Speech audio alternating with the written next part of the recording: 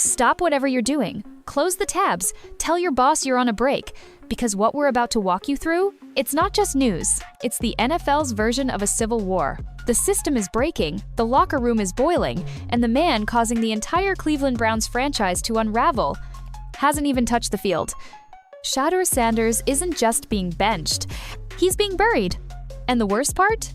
The one person trying to keep him there might be willing to sink the entire season just to protect his ego. The fans are done. The players are furious.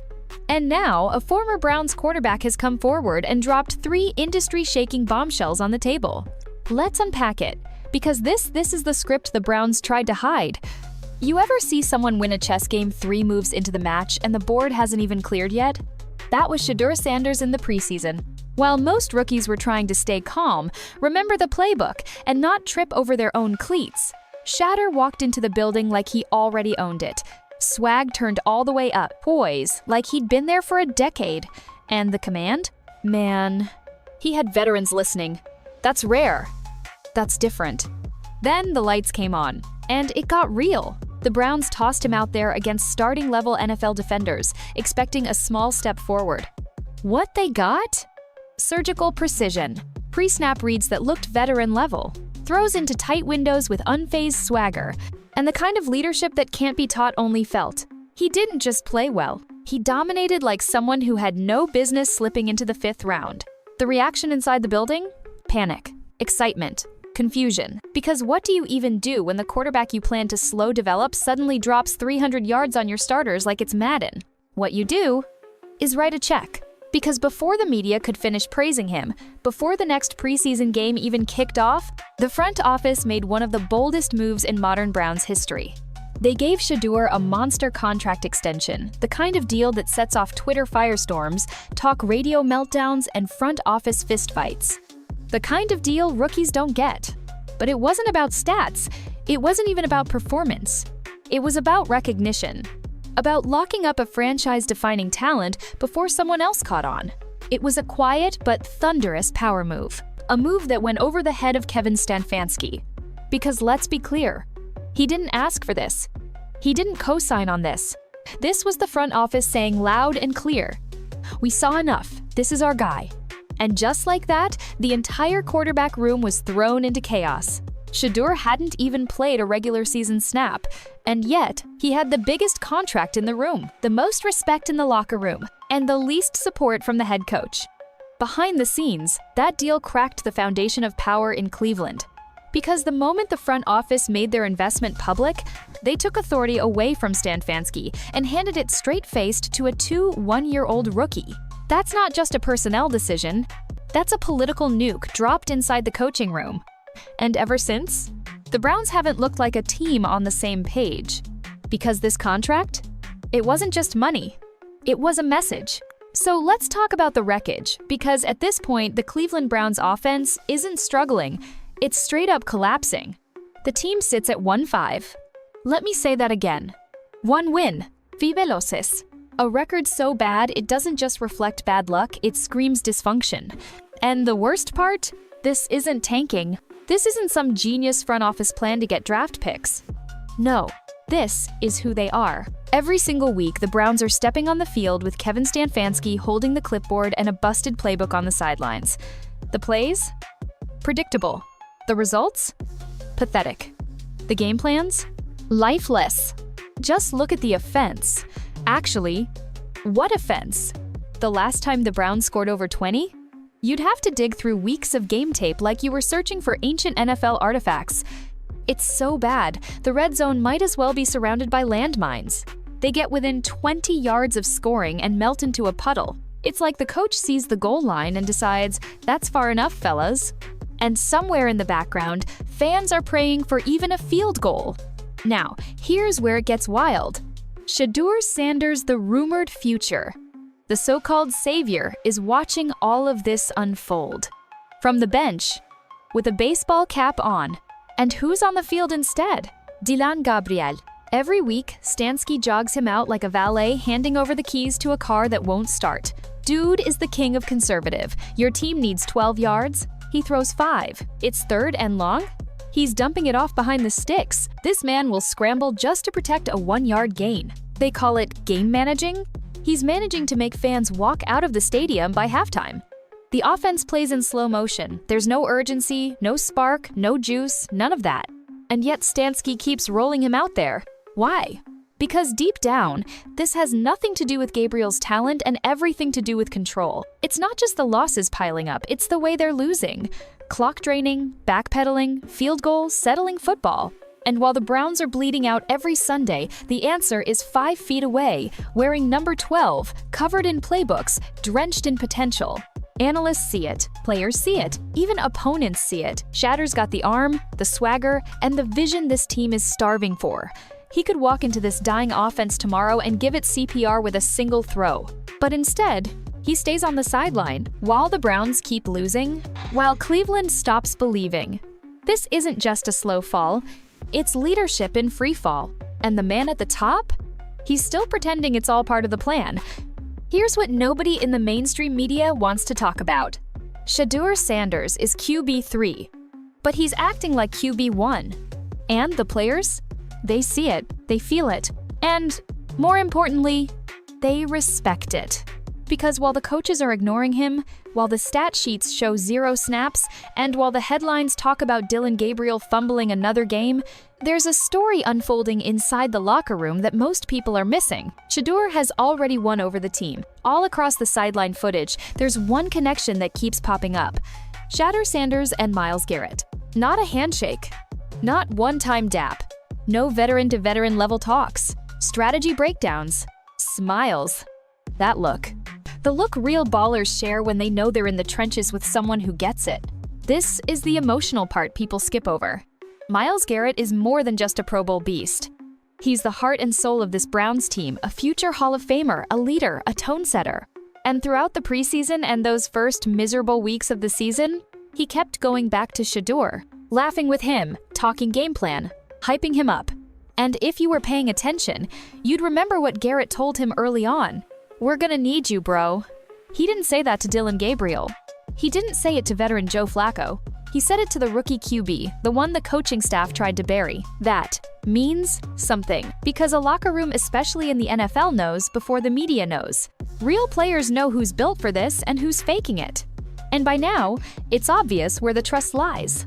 Have you seen any clips of Garrett dapping up Gabriel after another week checkdown? Any film of Judy or Cooper hyped up on the sideline because Dillon did something magical? You already know the answer. It doesn't exist. What does exist? That quiet respect, the shoulder taps, the inside jokes, the mid-game glances. The kind of body language that says, "When it's your time, we ride." And that's what makes this so wild. Because what team benches the guy the locker room already believes in? What coach chooses to ignore that kind of loyalty, especially when the current QB is losing games left and right?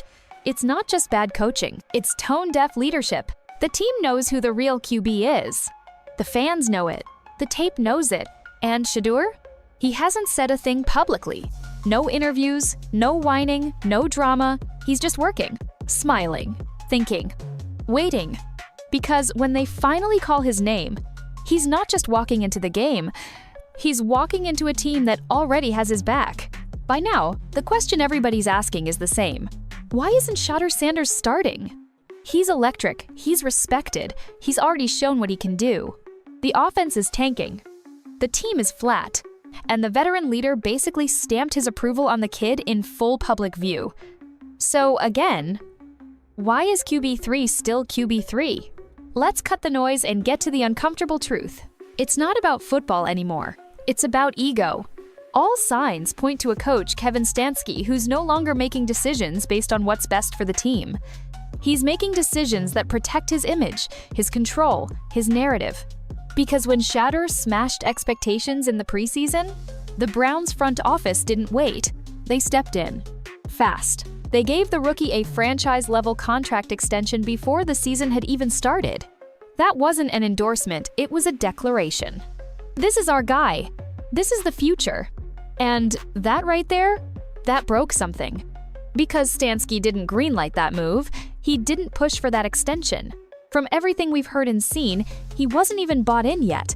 So when the front office gave Shedeur the bag, it was more than just money. It was power, it was leverage. And when the coach found himself suddenly outranked, what did he do? He fired back the only way he could. He buried the kid. He didn't even make Shedeur the backup. He put him third behind a struggling Dillon Gabriel and a washed Joe Flacco. QB3. On purpose. Not by logic, but by message. You don't get to skip my system. You don't get anointed by the front office and walk into my lineup. You'll play when I say you play and not before. But here's the fatal mistake in all of it. This isn't college. This isn't a dictatorship. This is the NFL. And when you start making personnel decisions based on pettiness, not performance, that's how you lose the room. That's how the locker room tunes you out. And that's how your own players, like Myles Garrett, start making their decisions about who they follow. It's not that Kevin Stefanski doesn't know football. It's that he's no longer thinking like a head coach. He's thinking like a man backed into a corner, trying to prove something, trying to protect a reputation that might already be crumbling. And meanwhile, every loss makes one thing louder. That voice in the locker room, that energy on the sideline, that unspoken message from every veteran who's already seen enough. Play the kid. Because if this is still about Kevin's system, then maybe it's already way too late. It was only a matter of time before someone inside the NFL broke the silence. Fans were fed up, the locker room was rumbling. But when Cody Kesler, former Browns quarterback, jumped on air and finally said it out loud, the floodgates opened. This wasn't some media talking head fishing for clicks. This was a player who had been inside the machine. And when he spoke, he didn't hold back. He didn't sugarcoat. He snapped. In under a minute, Kesler dropped 3 bombshells so radioactive, the Browns' entire quarterback controversy jumped from whispers to full-blown national drama. Let's break it down. Bombshell Hasson, the Browns are desperate for a spark. Not hope, not time, not patience. A spark, and you only need a spark when something is dead. That wasn't just a football metaphor. That was a heart monitor check. Kesler said it straight, this team isn't flatlining because of injuries, bad luck, or a tough schedule. It's flatlining because the energy is gone. The sideline is quiet. The huddle looks beaten before the snap. Nobody believes. And in the NFL, once belief is gone, you're playing for pride, and even that runs out eventually. I'm not saying Dillon Gabriel is a bust, Kesler hinted. But what I am saying, he doesn't have that thing, that energy, that emotional ignition that teams rally behind. In one line, he confirmed what every Browns fan in the stands already knows. This team isn't just losing, they've run out of soul. Bombshell #2. Look at what the Giants did with Jackson Dart. Kesler pointed to the Jackson Dart effect, a real, tangible shift happening across the league. He's talking about the Giants, who threw their untested rookie into the fire. Was he perfect? No. Did he make mistakes? Sure, but the second he took the field, the franchise felt alive again. The fans had hope. The players rallied. The entire energy of the organization changed. Why? Because no matter what happens with a new, fearless quarterback, at least there's a chance something exciting could happen. That's what Kesler promised Shedeur would bring. And honestly, he's right. Shedeur won't be perfect. He might throw a pick. But he'll also stand in the pocket and go deep when it matters. He'll give Jerry Jeudy a reason to sprint off the line again. He'll give defenders something to worry about. He'll bring hope. And right now, the Browns have none. Bombshell #3. Stfansky is running out of time. Fast. This was the big one. Kesler flatly said it. I don't know how much more time Stfansky has before he loses the locker room and his job. And that wasn't a stray comment. That was a final warning. Because here's the truth. If your team is 1-5, if your offense is drowning, and if your players are already backing someone, you refuse to start, then you're not just coaching through a slump. You're coaching on borrowed time. And for Stefanski, that clock, it's ticking loud. You ever hear one of those comments that sounds so simple, but once it clicks, it rewires everything you thought you knew? Well, that's exactly what happened last week when an analyst who doesn't even work for the Browns broke down Cleveland's offense in just a few sentences. No drama, no scandals, just film, facts, and one brutal truth about what's really going wrong in this offense. He said, the play calling isn't just about the system, it's about the quarterback's temperament. Let that marinate. He's talking about the core of Kevin Stefanski's nightmare. The reason this team looks like it's running a junior varsity offense in a professional league. Because the truth is, Stefanski's playbook is scared. Because the quarterback is scared. Let's call it what it is. Dillon Gabriel plays football like his primary goal is to minimize mistakes, avoid turnovers, check down, play safe. Fine in theory, but deadly in reality. Because in the NFL, if you're playing not to mess up, you're never playing to win. And what does that do to the offense? It freezes it. It shackles receivers. It demoralizes stars. Wideouts like Jerry Jeudy are out here burning top corners, running deep posts, and cutting across the field only to watch the ball get dumped 3 yards behind the line of scrimmage. And the analyst drove it home with pure blunt force. That's the last time we saw Jerry Jeudy look like a #1 wide receiver. And it wasn't because of talent, it was because the quarterback never gave him a chance. Just imagine you're Jerry Jeudy. You're a Pro Bowl level route runner. You're traded to a team with a chance to help rebuild. And now you're basically doing cardio every Sunday 40-yard go routes, no targets. It's not just frustrating, it's insulting. And worst of all, it's not even about the defense. It's about the quarterback's temperament. This is the moment the smoking gun was revealed. The reason the offense is dying. Because Stfansky isn't even calling the full playbook anymore, not because he doesn't have the pieces, but because he doesn't trust his quarterback to use them. The play calls are soft because Gabriel can't handle bold. They're short routes because Gabriel can't read deep. They're safe because the quarterback doesn't have the guts to gamble when it counts. Now, contrast that with what the analyst said about Shadur Sanders. He doesn't have Jameis Winston's arm, but he has his mentality. Boom, that's the unlock. Shedur's mentality is aggressive. Eyes downfield, always hunting. He's not scared to rip it and dare his guy to win the battle. That's how you win in this league, by forcing defenses to react to you, not the other way around. And right now, Stefanski has built his entire offense to hide a quarterback who's terrified of failure, while a born gunslinger with the it factor is parked right behind him, cap on, clipboard in hand, still waiting. Now that we've seen the numbers, heard from former players, and watched the film room breakdowns, there's really only one question left. Why? Why is Shadur Sanders still holding a clipboard while this offense collapses on national television every single weekend? Why is a quarterback with arm talent, moxie, locker room respect, and the it factor being forced to sit behind a guy who's barely putting up 13 points a game? The media says it's about development. Some casual fans say it's a matter of experience. But come on! At this point, anybody paying attention knows the truth. This isn't about readiness. This isn't about the system. This isn't about game film or reps or footwork. This is about power. This is about ego. And, more than anything else, this is about a head coach who would rather prove he's right than let someone else win the game. Because when the Browns front office gave Shedeur that massive contract before the season even started, they did something dangerous. They overruled their head coach. That deal wasn't just proof of confidence, it was a message. We're placing our bet on this kid, not your guy, not Dillon Gabriel, not your handpicked project, this one.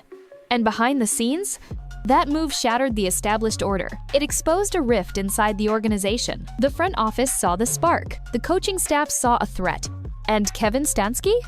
He's been on a mission ever since, not to win games, but to send a message. This isn't strategy. This is self-preservation. Kevin Stefanski is trying to reassert control over a franchise that made a bold move without his consent. And how is he doing it? By punishing the player at the center of it all, by keeping Shedeur on the sidelines, not because he doesn't believe in him, but because the front office did. And deep down, here's what no one wants to say. If Shedeur walks in and lights it up, if he succeeds right now, then everything Stefanski preached was wrong. His game plan? Wrong. His judgment? Wrong. His entire quarterback evaluation process? Exposed.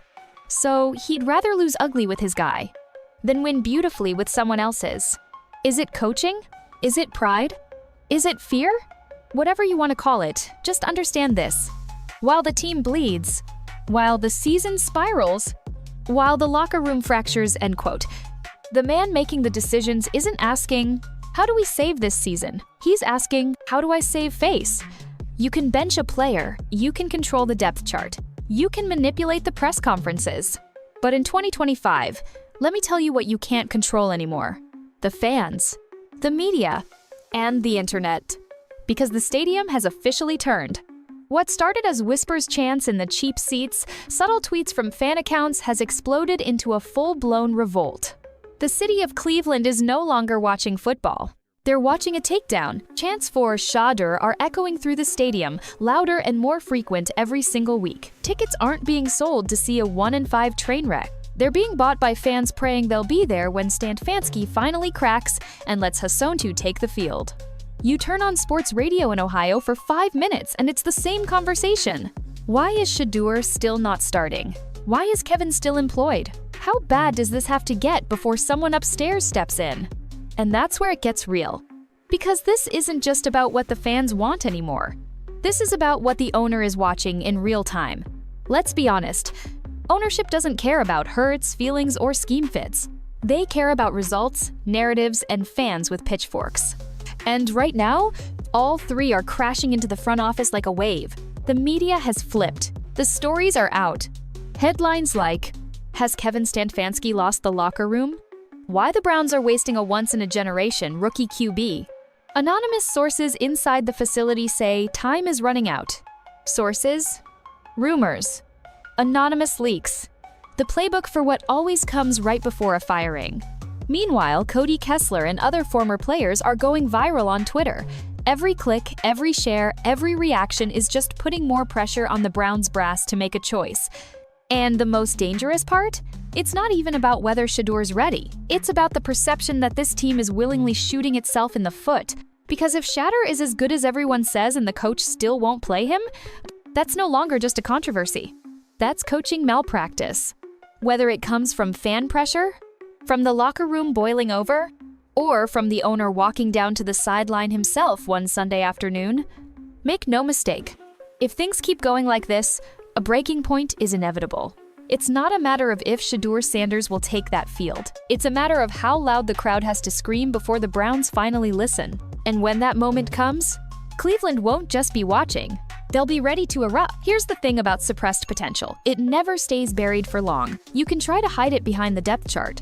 You can silence it with politics. You can downplay it in the media. But when something or someone is built for greatness, the moment always comes. And for Shadur Sanders, that moment is approaching fast. This offense can't stay broken forever. This locker room won't stay silent forever. And when the avalanche of pressure from the fans, the media, and the front office finally hits the Browns, we'll have no choice. Shadur will play. Maybe it's next week. Maybe it's after another loss. Maybe it's the moment Kevin Stefanski finally runs out of locker room grace and finds himself staring down a pink slip. But however it happens, the result is already written in the stars. He's going to light it up. He's going to throw that deep ball. Judy is coming back to life. Amari Cooper is waking up. The playbook opens. The points pour in. And suddenly, an offense Cleveland gave up on becomes dangerous. Not because they changed plays, because they changed QBs. Because they stopped trying to protect egos and finally let a dog off the chain. But here's the kicker, and it might just be the most ironic part of this entire saga. Shadur could end up saving the franchise, but he might not be able to save Kevin Stefanski, because by the time Shedeur steps on the field, the damage might already be done. The fans have turned. The locker room has caught on. The tape is out, and the entire city is fully aware this coach chose his pride over production. That's not the kind of decision ownership forgets. That's not how you keep your job in the NFL, not at 1-6, and not when the whole world is watching. So what happens next? Shedeur comes in. He breathes life into the team. Maybe he makes a playoff push. Maybe he doesn't. But either way, a shift happens. The Browns aren't in rebuild mode anymore. They're in rewrite mode. The future starts with Hasontu, not the plays, not the system, not the coach. From here on out, it's Shadur's team. And if Kevin Stefanski wanted to be part of that future, he might have needed to make a different decision. 5 losses ago. But like we said from the jump, this wasn't a football decision. This was ego. This was fear. This was the story of a coach who tried to control the narrative and ended up coaching his way off the page.